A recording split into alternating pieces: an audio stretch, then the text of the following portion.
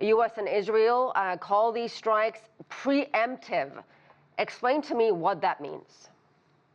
It means absolutely nothing, Asieh. I think, according to just about every available testimony, there's nothing preemptive about these strikes. There was no impending or imminent risk coming from Iran either to the United States or to Israel. Official Israeli spokespersons mentioned today that there appeared to be a dramatic rise in Iran's capability to produce ballistic missiles, but that this rise was only going to manifest itself in 2027. So, at least according to the way international law defines preemptive strike, there was nothing preemptive about what Israel and the United States did in Iran. What is Israel's end game here?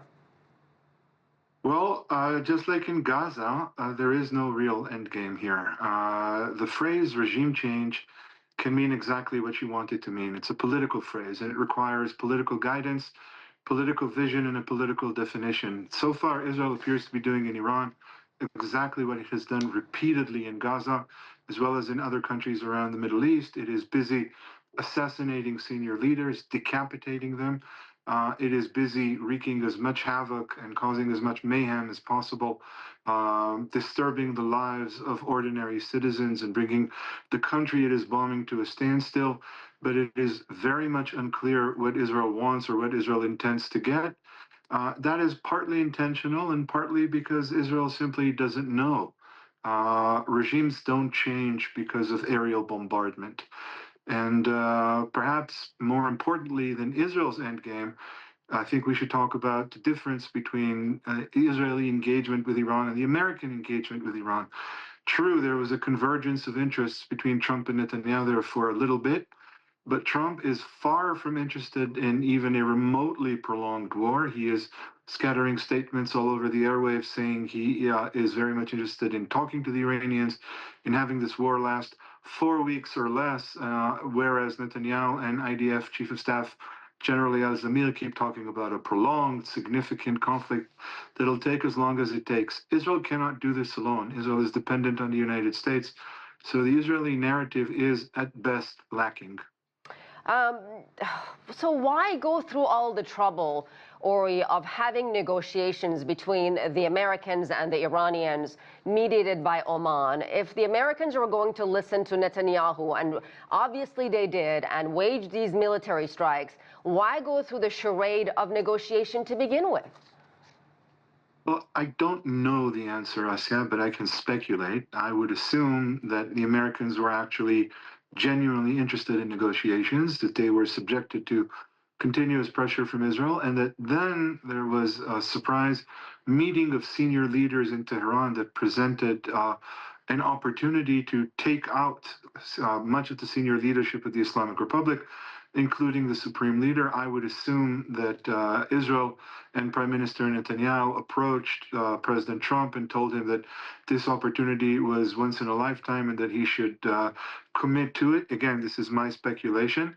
I don't think that this was a planned fraud or planned misdirection on the part of the Americans and the Israelis. The Trump administration has certainly shown no real capability for such prolonged theatrical productions, and the Israelis, well, the Israelis have been as crass and as blunt as they could ever be.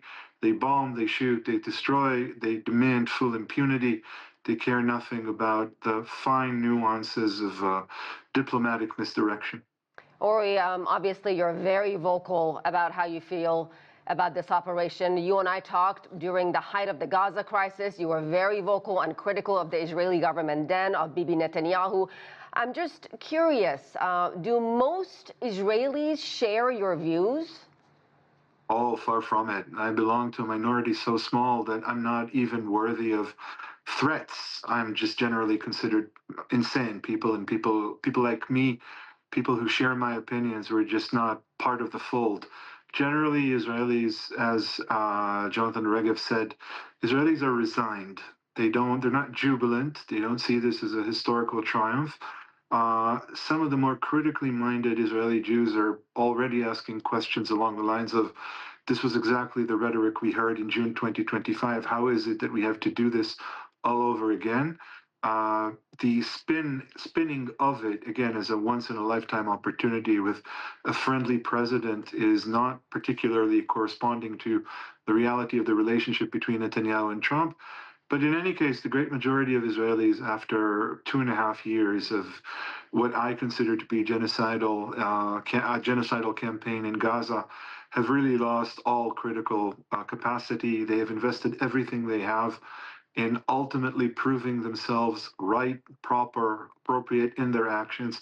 They're not willing to give that up now. So for the past 20 years, we've heard about how Iran is Israel's existential enemy. A war with Iran for most Israelis has always been inevitable. It doesn't matter how many rounds this war takes. Israelis will always accede to this war, will always support the government. And there's immediate proof of that. The head of the Israeli parliamentary opposition, Yair Lapid, said very clearly that now there are no coalition and opposition, that the entire parliament and the entire Jewish society in Israel stands behind Prime Minister Netanyahu, which is exactly what Prime Minister Netanyahu wanted. All right, we're going to leave it there. Ori Goldberg joining us live from Tel Aviv. Thank you. Thank you for having me.